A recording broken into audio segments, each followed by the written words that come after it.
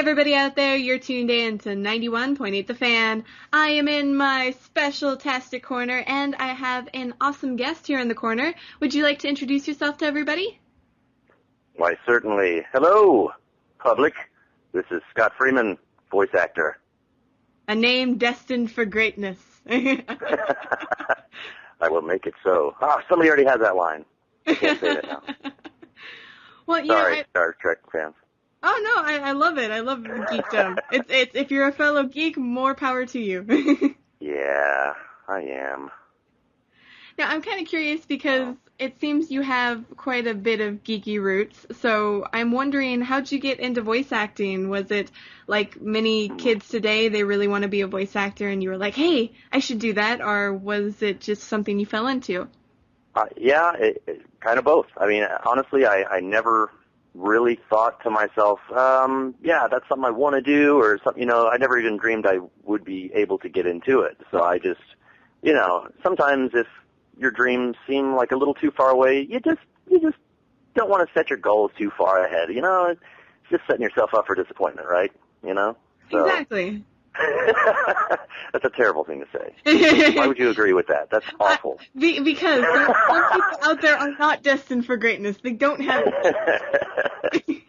No. Honestly, it never crossed my mind just because it just seemed so far out of my realm. But that never stopped me from, just imitating everything I watched. I watched just dozens of cartoons growing up, and then, once I discovered anime, like early on, it was just kind of getting started. Basically, all I had were the fan subs and things like that. They didn't actually start really putting them out professionally with, studios behind them here and all that. But, just imitating all those characters and their voices and that basically gave me the experience that I needed to really step up and get into it for real. But, I just kind of fell into it for real. So I was living with a guy at the time he's a model and an actor and all kinds of stuff, and he has an agency that he's with, and his agency sent him an audition for Funimation at one point, and that was really exciting for me just to see that he got that. And I was like, you got to tell me all about it when you get back. And so he returned from his audition. I was asking him all kinds of questions, and he's just, he said, it's really not for me. It's not my thing. I couldn't get into it, and, but this is definitely for you. So you need to look into this. And so he, started setting me up with, the contact information, who to get into touch with. And so I did get into touch with somebody. I got put on an audition list, and a year later, I got called in for an audition. So it took a while. I had nearly forgot about it when they called me and said, would you like to come in for an audition? I'm like, for what now? So, but I, was super excited. I went in there. I was really nervous. But I did my best, and they ended up calling me back in just for a little bit stuff here and there, which I totally loved and still love doing. I will go in at any day, that they need me, that they have little bits and pieces of stuff just for me to do. I will definitely do them. I love doing the work. It's a lot of fun.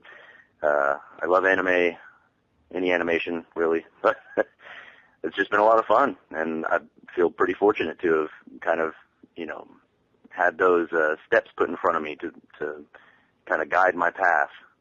Well, I was reading a few of your bios, and I saw that you really love to do, Thug A or Soldier B, those sort of parts. That's and I'm kind of curious, though, was it ever sort of frustrating or disappointing that you were doing incidental characters? No, in fact, I kind of got used to it, really. I never, was upset that, I can't believe I didn't get this part. I would go to tons and tons of auditions. For a lot of different shows, hoping that I would get certain characters over other characters, and, of course, then I'd be called back to do just like some little bit parts in the show, and, I just kind of got used to that, and in fact, it became kind of like a running gag, with a bunch of the other actors and me up there, a bunch of other great guys who've now, gotten further in their careers as well, so we would joke around at the time calling, instead of an audition, it was Wall audition because we knew we would be called back to do Walla for the show, which of course means it's, all the background stuff. Well, at least with the background characters, you get to be in very fun situations like being on fire or falling out of a balcony. Absolutely. Getting shot with an arrow through the eyeball, which is something that was fun for me to do in the Romeo X Juliet series that Michael Tatum was directing at the time. We had a lot of fun with that show, actually. That was probably one of the shows that I did like the most Walla and bits for, just because we all just had a great time together. It seemed like it was the same group of guys kind of coming back in shifts, to do this whole show, and it was hilarious. I don't know, it seems like you have to be really creative to be able to make the death sounds for some unique situation like that. Sure, yeah. I mean, you take that into account, you say, okay, well, the guy, he's getting sliced through the throat. We're going to need a little bit of a blood gurgle, something like that. You got to add effect, to whatever's happening. He's getting hit in the stomachs and then, the wind's getting knocked out of him. You got to give him like, that kind of vacuumous sort of a whoomp, owie noise, So you definitely take into account what's going on screen before you put it out there. And now I'm kind of curious, when you finally did land sort of a lead role or a bigger role, what was your first reaction? I was ecstatic. In fact, the first one that I actually got a part that I auditioned for, I don't even think I can talk about the show because I don't think it was ever even released. I was just like, it wasn't like a major character, but it was one of the recurring character roles that I had auditioned for, and I had landed it, and I got so excited that I was called in to do that character, and I have yet to see it announced or released or anything. Nobody seems to know anything about it, so I don't know if the project got scrapped, but that was like pretty exciting just by itself. But later on, I guess it was I can't exactly remember which one I recorded first now, if it was Hetalia or if it was for Gare Zero. But those kind of happened around the same time, and so to have both of those all of a sudden just come out of nowhere, and that really took me by surprise. It just seemed like all of a sudden this is happening, So. Well, still, that must have been kind of interesting because you get to go into the booth for more time. You get to, have more lines and have more of a story to your character. So that must have been kind of an interesting shift. Absolutely. Yeah, it was great. Just to go in and audition and then find out later that one of the parts you auditioned for you're getting is very exciting, So, and then the Hetalia thing, that blew way out of proportion. I had no idea what was coming with that. I really wanted to be a part of it. I went in and auditioned for like 4 of the characters, I think, from Hetalia. I put on some different accents and things, and I thought, this is like a really fun show. This seems like a really fun project to work on, and it seems really creative, and I like the direction of it. It seems really neat and whatever. And even into recording for it, I just didn't realize what a big deal it was. I didn't understand that it had such a following. I didn't really grasp that, I guess. I just thought, wow, this is a pretty hilarious thing, and I hope it really catches on. And apparently it already had, and so that was really interesting. Yeah, every convention I go to, I always see cosplayers from the show, so there's a lot of people who really, really love it. Mm-hmm. Have you gotten to see, fan reaction to it? Have you gotten, any fan mail or seen people at conventions, gushing over the show or your character? Well, yeah, the first convention I went to was last year's Otakon, and that was my first convention ever. They happened to feature Hetalia as one of the big releases for that convention, so that was really exciting. And there were quite a few Hetalia cosplayers around there. I was, that just further proved to me how huge it really was, and so I feel really, really excited that I'm part of it now. And I think that's really cool, and I'm sure that as you get more and more parts and the more shows you're involved in, you'll get more fan mail and more people being like, "I love your character." Yeah, I mean, I mainly get that kind of feedback on Facebook. I mean, I really don't check my Facebook that often, to be honest. I do it like maybe like once or twice a week sometimes, if that.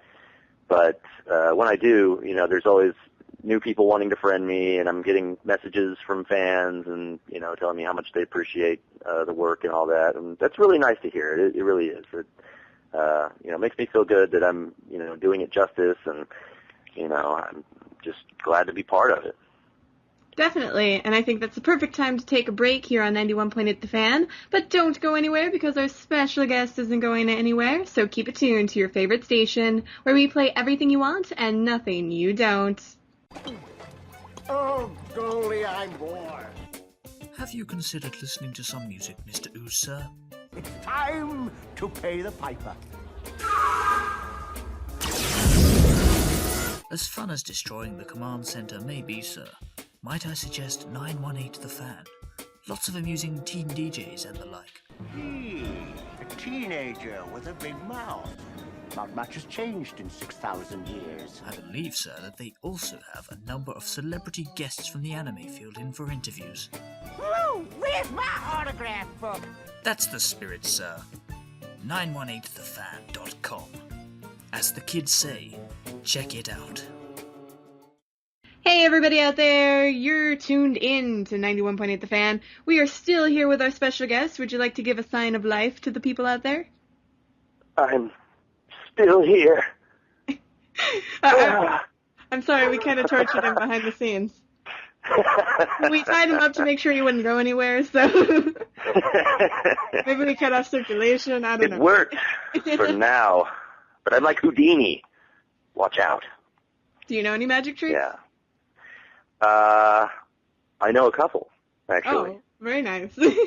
Yeah, I can barely shuffle the cards, so you got oh, yeah. leg up No, on I'm more about disappearing acts. I can vanish without a trace in a large crowd.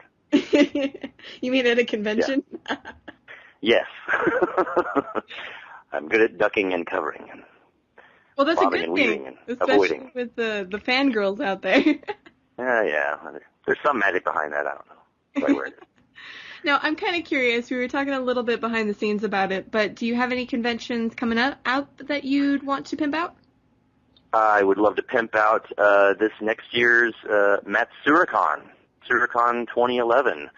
And that's in the lovely city of Columbus. And so anybody in the area, please come on out. There's going to be a ton of awesome stuff going on there, and a ton of really great voice actors coming this time, a lot of really good guests. So a bunch of my close colleagues from Funimation will be there as well. It'll be really, really cool. Sounds like a lot of fun, and hopefully one of us can make it out, but I never know the schedule anymore for conventions, like 3 months. Ah, yes. I go about 3 months ahead, and then that's about it. Oh, really? Okay. Well, this one, I believe this one's somewhere near the end of August, I want to say. So they've got the website out there, though. You can look up the Matsuricon website. I think it's just matsuricon.com, I believe. It's .org. I have it actually pulled up. Is it .org? Okay. I was wondering if it was .org. Well, thank you for pulling that up. So that well, I don't not at all. I had to be a creeper beforehand, and get all my information. Excellent. So well prepared you are. I try, just a little bit.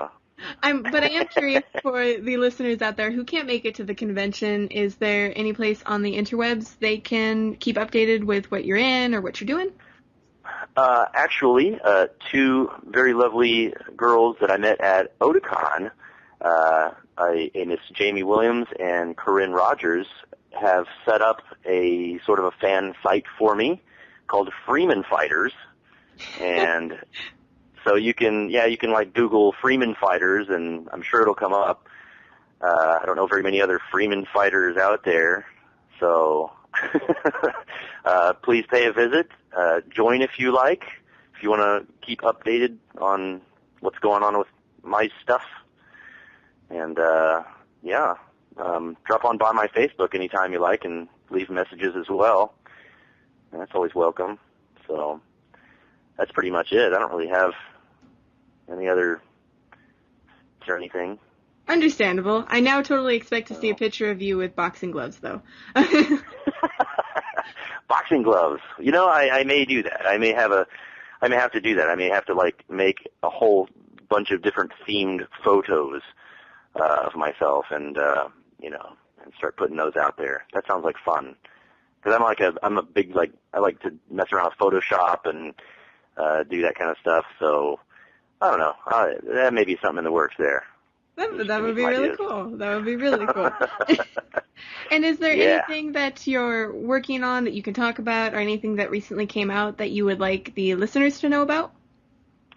I guess if for those of you who hadn't heard, I was cast in Baka and Test as Yuji, and that's alongside Mr. Josh Greeley, who plays Akihisa, the other main guy, and he's probably more of the main guy, really, and I'm like his best friend in the thing. And that was a really funny and fun show to work on. So watch that, and watch for it for when it comes out, because, oh my gosh, it's a hoot and a holler. Are you allowed to tell us about the anime or a little bit more about your character? Sure. I mean, it's nothing too complicated. Basically, it's kind of it's set in like a school where when they battle each other, they have these little avatar things that pop out, and they use them to kind of fight with one another, which is pretty interesting. So, I don't know, kind of in that Digimon, Pokemon, whatever realms of, stuff where, you're not fighting each other, but you're fighting each other using something else. But it's also, they have these battles that take place revolving around tests, and you have to answer, these answers correctly, and, that's how you win those. But it's actually really interesting. It goes a lot deeper than that. That's just kind of the outline of what the story's about, sort of, but it's more about all the characters and the shenanigans they get into and all the ongoings in between all that. So the writing was pretty funny for a lot of it, and I think it's a pretty fun show overall. I think a lot of people could really get into it and enjoy it. That sounds like it'll be cool, and we have a lot of Poke fanatics here on the station. Mm-hmm. I know because I've been listening to them play Pokemon White and Pokemon Black for like the past 3 weeks now. I see. Over and over. I don't know if you're a Pokemon fan, but do you remember, like, back in the day, it's like, oh, this Pokemon looked cool, so I captured that, and now it's just number crunching, and it's like, I never got into it. Yeah, I never, maybe I'm missing out. Maybe I'm missing out on something, but I could never get into that whole thing. I just didn't understand. I don't know. They're just, the nerd realm is so large. I've only traveled like probably half of it, to be honest. I mean, I never got into like the magic cards and the Pokemon. All that stuff is like something unbeknownst to me. I haven't really dabbled much with that. I mean, I stick to my video games and my comics and my cartoons, and I try to keep it simple. Well, if it makes you feel better, I've never really gotten to play any tabletop games, and I've also just now recently gotten into comics slightly because I'm watching the Young Justice show. So I'm more of the video game anime geek, per se. Okay. Well, that's cool. Yeah. No, but since you brought I'm a big film buff, for sure. Since you brought up comics, I'm kind of curious, are you a DC or a Marvel man? Geez. That's pretty tough, honestly, because there's, I've got favorites on both sides there. But I may have to swing Marvel. There's too many just great ones on Marvel's side. Ghost Rider being probably one of my absolute favorites. So really got into Ghost Rider. Very cool. I'm more of a Superman fan myself. Very cool. Man of Steel. He's to be respected. Yeah, now But now he and can then. tear you in half. Yeah, or and shoot lasers out of his eyes. Yeah, that's pretty impressive, I will say though, before we get too off topic, is there anything else you'd like to tell the listeners out there?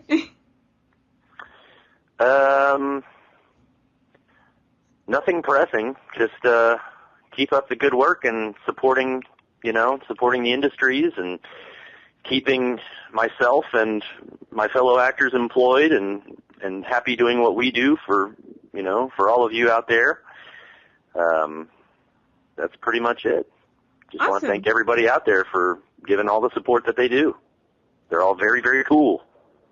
And before we let you go, I was wondering if you'd be willing to participate in a 91.8 The Fan tradition. Which is? We ask everybody if they'd be willing to do a radio bump for us. A radio bump, sure. Yes, and we do this live on air, so everybody gets to hear your mess ups, so no pressure. But we basically ask if you could say, hello, my name is, you say your name, I do this, you say you're a voice actor, or some characters you do, or just you're an actor, whatever you prefer, and you're tuned into 91.8 The Fan. Nice. You can be as Okay. creative with it as you want, and whenever you're ready. All right. Hello, this is Scott Freeman. You may have heard me before. I've voiced a slightly popular character on a slightly popular show. You may not have heard of it after all. It's called Italia, and, well, I'm Britain. I just wanted to tell you, you're listening to 91.8 The Fan. Oh, that was great. Thank you. That was a lot of fun. It's bumbling. I wish that they'd actually allowed me to do more of a like a Cockney or at least a London accent, for him. That would have been really hilarious, I think. That's true, but I do think the character is very much loved as he is as well. I hope so. I do hope so. Yeah, he did come out very Stewie-ish, but I think that's what was wanted of him. So, Stewie-ish. That's a new word for me. It's one that I've actually encountered quite a lot, surprisingly. Well, thank you so much for today and for teaching me a new word. This was a lot of fun. Absolutely. Thank you, Jackie. And for anybody out there who missed any of this interview, don't fret. It'll be up on the website within the next few days. So keep it tuned to 91.8 The Fan. Everything you want and nothing you don't.